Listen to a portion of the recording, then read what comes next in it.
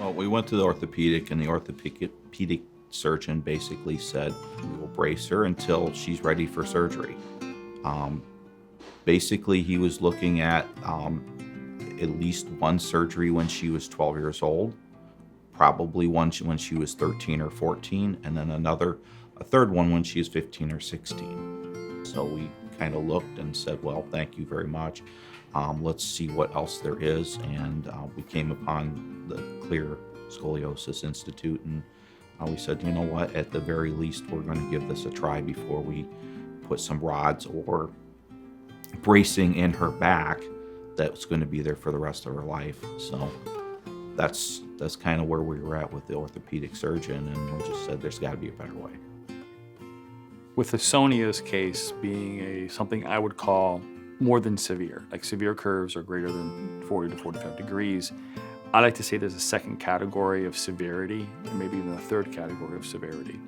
The biggest curve I've ever seen in a child has been 155 degrees. So that's obviously way more severe than a 45 degrees. We're looking at Sonia's case, in the 80 degree range and greater, and still RIS or zero, meaning that she's still growing, developing. What the surgeons are concerned about is how much bigger this curve can get, because it can actually be the next biggest curve I've ever seen if left untreated, left untaken care of.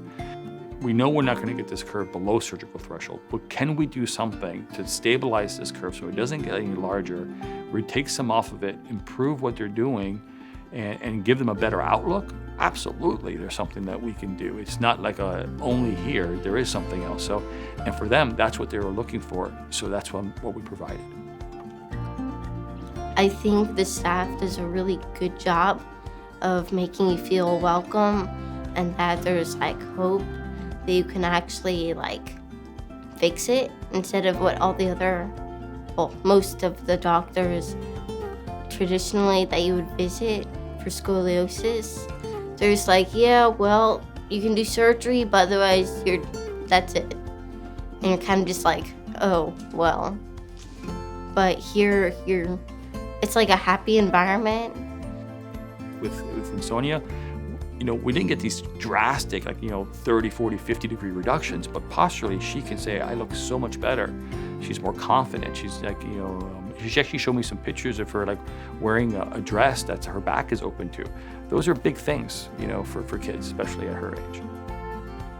They are not only dealing with the physical, but also the mental and the emotional.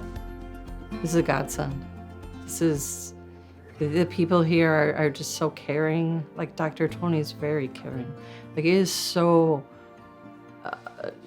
evident that he truly cares about his patients. And I remember after being here for the first time, my daughter said, you know what, Mom?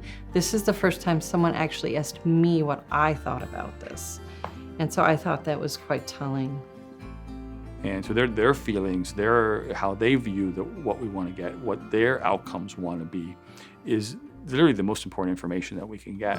So talking to the kids is by far the most important. What I find is that's completely skipped in most scoliosis patients. The surgeons are only talking to the parents because they're the ones that have to authorize surgery. And don't get me wrong, the parents are important too, I'm not discounting that, but the kid buying into conservative treatment is extremely important. So I spend a lot of time talking to the children.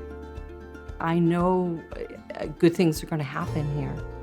Even when we leave, I think there will always still be a support here.